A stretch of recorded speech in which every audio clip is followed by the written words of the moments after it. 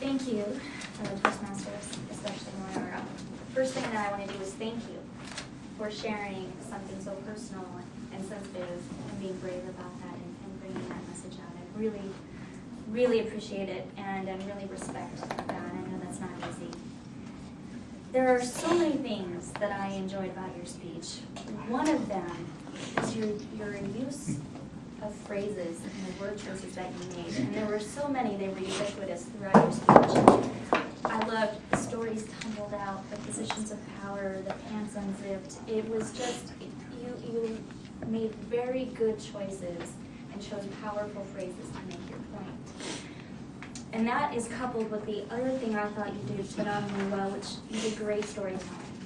As you were setting up these events, and I don't think that I'm alone here, I felt like I was sitting there in the classroom. You really brought me into the situation, and I could really feel the environment that you were setting up. I have a couple ideas on things that can make it more powerful than I thought. The first thing that I want to suggest is that as you come up and when you leave, that you take a longer pause. And I think some of that might have been due to nervousness because of sharing this personal material.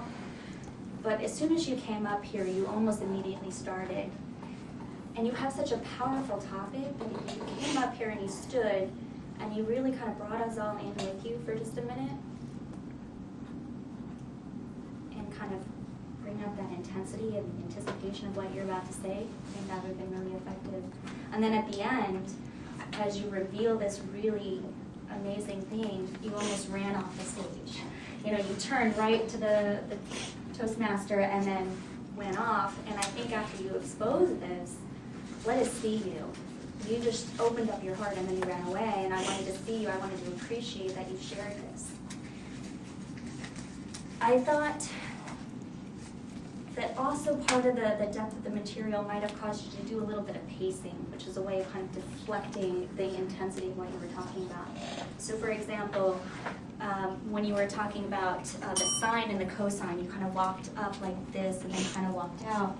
And I thought if you walked up and you looked at somebody and you said, sine, and just paused that and just stood with that point, that it would have really upped the power of what you were trying to say there. And at the very end, I would like to think about what we can learn from your experience. You know, you remain silent. Women that you know have remained silent. What do you do? And maybe you don't have an answer for that, but I thought I would like to know. Because I don't know, what do you do? When somebody in power takes advantage of you, what are your options?